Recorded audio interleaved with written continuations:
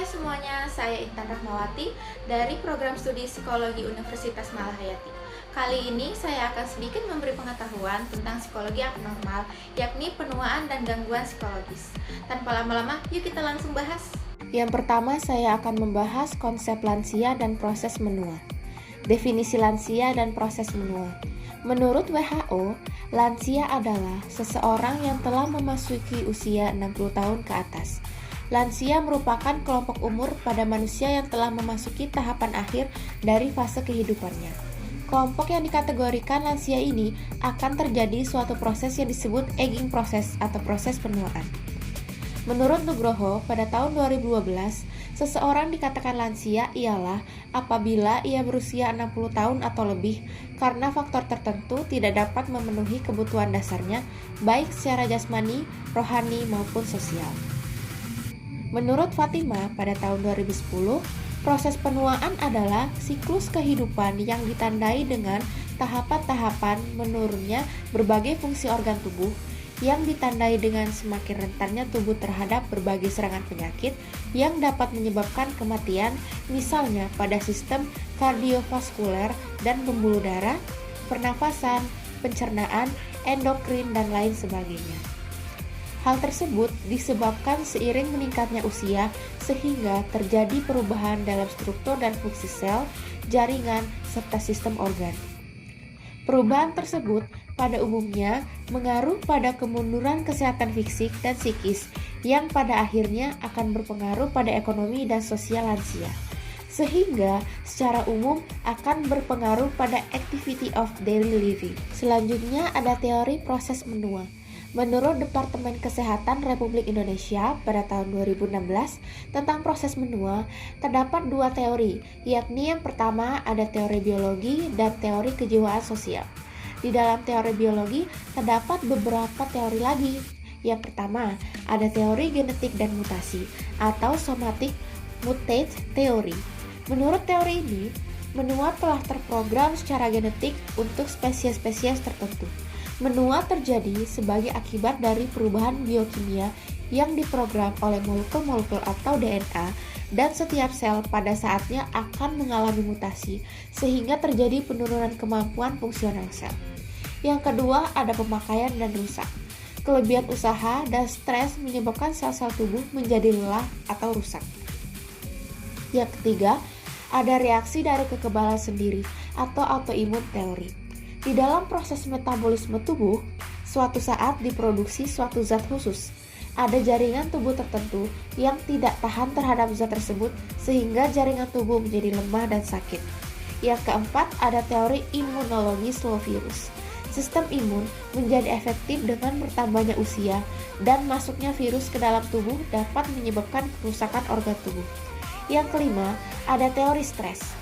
Menua terjadi akibat hilangnya sel-sel yang biasa digunakan tubuh.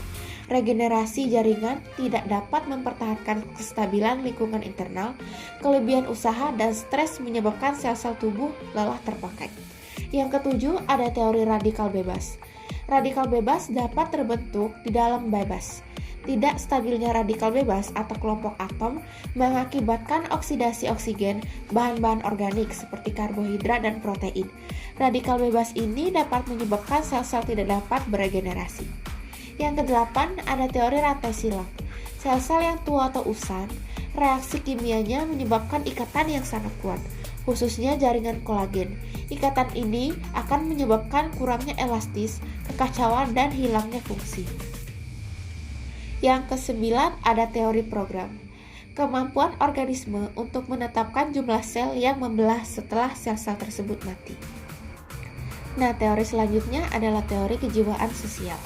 Jadi, di dalam teori kejiwaan sosial ini dibagi lagi menjadi 3 teori. Yang pertama, ada activity teori atau aktivitas atau kegiatan. Lansia mengalami penurunan jumlah kegiatan yang dapat dilakukannya. Teori ini menyatakan bahwa lansia yang sukses adalah mereka yang aktif dan ikut banyak dalam kegiatan sosial. Ukuran optimum atau pola hidup dilanjutkan pada cara hidup dari lansia, berupa mempertahankan hubungan antara sistem sosial dan individu agar tetap stabil.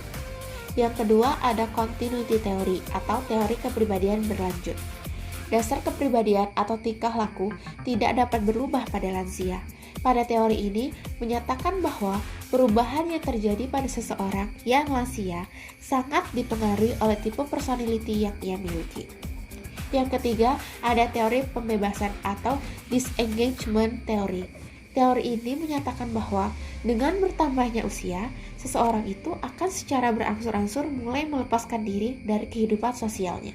Keadaan ini bisa mengakibatkan interaksi sosial lanjut usia itu menurun, baik secara kualitas maupun kuantitas, sehingga sering terjadi kehilangan ganda atau triple loss, yakni kehilangan peran, hambatan kontak sosial, dan berkurangnya kontak komitmen. Selanjutnya ada batasan lanjut usia. Menurut WHO, ada 4 tahapan lanjut usia, yakni yang pertama ada usia pertengahan atau middle age, rentang usianya dari 45 sampai 59 tahun. Yang kedua, lanjut usia atau elderly, usianya dari 60 sampai 74 tahun. Yang ketiga, lanjut usia tua atau old, rentang usianya dari 75 tahun sampai 90 tahun. Dan usia sangat tua atau very old, di atas umur 90 tahun. Selanjutnya ada klasifikasi lansia. Menurut Departemen Kesehatan Republik Indonesia tahun 2013, klasifikasi lansia terdiri dari yang pertama pralansia, yaitu seseorang yang berusia antara 45 sampai 49 tahun. Yang kedua, lansia, ialah seseorang yang berusia 60 tahun atau lebih. Yang ketiga, lansia risiko tinggi, ialah seseorang yang berusia 60 tahun lebih dengan masalah kesehatan. Yang keempat, ada lansia potensial, ialah lansia yang masih mampu melakukan pekerjaan dan kegiatan yang dapat menghasilkan barang atau jasa. Dan yang kelima, ada lansia yang tidak berpotensial, ialah lansia yang tidak berdaya mencari nafkah sehingga hidupnya tergantung pada bantuan orang lain. Menurut Departemen Kesehatan Republik Indonesia pada tahun 2016, ciri-ciri lansia adalah sebagai berikut. Yang pertama, lansia merupakan periode kemunduran. Kemunduran pada lansia sebagian datang dari faktor fisik dan faktor psikologis, sehingga motivasi memiliki peran yang sangat penting dalam kemunduran pada lansia. Misalnya, lansia yang memiliki motivasi yang rendah dalam melakukan kegiatan, maka akan mempercepat proses kemunduran fisiknya. Akan tetapi, ada juga nih lansia yang memiliki motivasi yang sangat tinggi, maka kemunduran fisik pada lansianya akan lebih lama terjadi. Yang kedua, lansia memiliki status kelompok minoritas. Kondisi ini sebagai akibat dari sikap sosial yang tidak menyenangkan terhadap lansia dan diperkuat oleh pendapat yang kurang baik. Misalnya nih, lansia yang lebih senang mempertahankan pendapatnya, maka sikap sosial di masyarakatnya menjadi negatif. Tetapi ada juga lansia yang mempunyai tenggang rasa kepada orang lain, sehingga sikap sosial masyarakatnya menjadi positif. Yang ketiga, benua membutuhkan perubahan peran. Perubahan peran pada lansia sebaiknya dilakukan atas dasar keinginannya sendiri ya, bukan atas dasar tekanan dari lingkungan. Misalnya, lansia menduduki jabatan sosial di masyarakat sebagai ketua RW. Sebaiknya masyarakat tidak memberhentikan lansia sebagai ketua RW karena usianya. Yang keempat, ada penyesuaian yang buruk pada lansia. Perlakuan yang buruk terhadap lansia membuat mereka cenderung mengembangkan konsep diri yang buruk, sehingga dapat memperlihatkan bentuk perilaku yang buruk juga. Akibat dari perlakuan yang buruk ini, membuat penyesuaian diri lansia menjadi buruk pula. Contohnya, lansia yang tinggal bersama keluarga sering tidak dilibatkan untuk pengambilan keputusan, karena dianggap pola pikirnya kuno. Kondisi inilah yang menyebabkan lansia menarik diri dari lingkungan, cepat tersinggung, dan bahkan memiliki harga diri yang rendah. Pembahasan selanjutnya adalah usia tua dan gangguan otak. Seiring bertambahnya usia, semua organ tubuh perlahan-lahan fungsinya menurun atau bahkan bisa menjadi rusak. Hal ini dapat dipengaruhi oleh perubahan biologi dan kimia yang terjadi selama hidupnya. Maka dari itu, lansia sangat rentan untuk mengalami penyakit. Salah satu penyakit yang bisa terjadi adalah gangguan pada otak dan sistem syaraf, yang disebut dengan gangguan jaringan syaraf. Gangguan jaringan syaraf atau neurologis adalah kondisi yang terjadi karena adanya kerusakan pada beberapa bagian otak atau sistem syaraf. Saat terjadi, orang tua yang mengalaminya mungkin kemampuan untuk hidup mandirinya sangat terpengaruh. Seiring dengan waktu, kondisinya semakin memburuk jika perawatan yang tepat tidak dilakukan. Berikut ini adalah jenis-jenis gangguan syaraf otak pada lansia. Yang pertama ada penyakit Alzheimer. Salah satu gangguan jaringan syaraf yang rentan terjadi pada lansia adalah penyakit Alzheimer. Penyakit ini adalah jenis demensia primer yang termasuk dalam gangguan neurologis degeneratif. Seseorang dapat mengidap masalah ini karena adanya kerusakan pada sel syaraf di otak. Risiko terhadap penyakit Alzheimer lebih tinggi pada seseorang yang mengidap diabetes, penyakit jantung, stres, kebiasaan mengkonsumsi minuman beralkohol serta merokok, dan cedera otak akibat kecelakaan. Yang kedua ada multiple sclerosis. Multiple sclerosis termasuk salah satu gangguan jaringan syaraf yang sangat rentan terjadi pada lansia. Gangguan ini terjadi pada syaraf di otak, mata, dan tulang belakang. Pengidapnya dapat mengalami gangguan komunikasi pada otak dan seluruh tubuh, serta masalah terhadap penglihatannya. Pada lansia, gangguan ini dapat menyebabkan masalah terhadap kontrol kandung kemih sehingga sulit menahan keinginan untuk pergi ke toilet. Yang ketiga ada penyakit Parkinson. Lansia juga memiliki resiko tinggi untuk mengidap penyakit Parkinson sebagai gangguan jaringan syaraf. Penyebab utama dari kondisi ini adalah kerusakan pada sel-sel otak substansia nigra yang merupakan bagian penting dari otak. Beberapa gejala umum saat seseorang mengalami Parkinson antara lain gemetar, kehilangan keseimbangan, dan sulit untuk berjalan lurus. Gejala tremor juga tidak terlihat di awal, tetapi semakin parah seiring berjalannya waktu. Yang keempat ada epilepsi dan kejang. Gangguan ini adalah kondisi yang terjadi saat aktivitas sel-sel syaraf di otak menjadi tidak normal. Epilepsi dan kejang bukan gangguan jaringan syaraf yang langka dan sering terjadi pada lansia. Risiko lebih tinggi terjadi pada seseorang yang pernah mengalami kejadian traumatis atau stroke. Seseorang yang mengidap penyakit ini dapat ditangani dengan obat-obatan. Nah, selanjutnya ada gangguan psikologi pada usia tua. Jadi, usia tua itu tidak menutup kemungkinan akan mengalami gangguan psikologis, dan beberapa gangguan psikologis itu diantaranya yang pertama ada depresi. Depresi adalah salah satu gangguan psikologi pada lansia yang kerap menyerang. Jika tidak diobati, masalah ini bisa menyebabkan gangguan fisik dan mental, serta menghambat fungsi sosial untuk orang-orang di sekitarnya. Bukan hanya itu, depresi juga dapat menyebabkan masalah kesehatan kronis lainnya semakin susah diobati. Yang kedua ada gangguan kecemasan. Gangguan kecemasan merupakan gangguan psikologi pada lansia yang juga rentan menyerang. Terkadang, gangguan kecemasan dapat terjadi bersamaan dengan depresi. Dikutip dari Centers for Disease Control and Prevention, hampir setengah orang tua yang mengidap gangguan kecemasan juga mengalami depresi. Masalah pada lansia ini kurang terdiagnosis karena lebih mengedepankan masalah fisik dan meremehkan gangguan psikologis. Wanita lebih rentan terserang gangguan ini dibandingkan pria. Yang ketiga ada bipolar. Lansia juga rentan mengalami gangguan bipolar sebagai gangguan psikologisnya. Masalah ini sering ditandai dengan perubahan suasana hati yang tidak biasa dan sering salah diagnosis dengan proses penuaan, terutama dengan gangguan seperti demensia dan penyakit Alzheimer.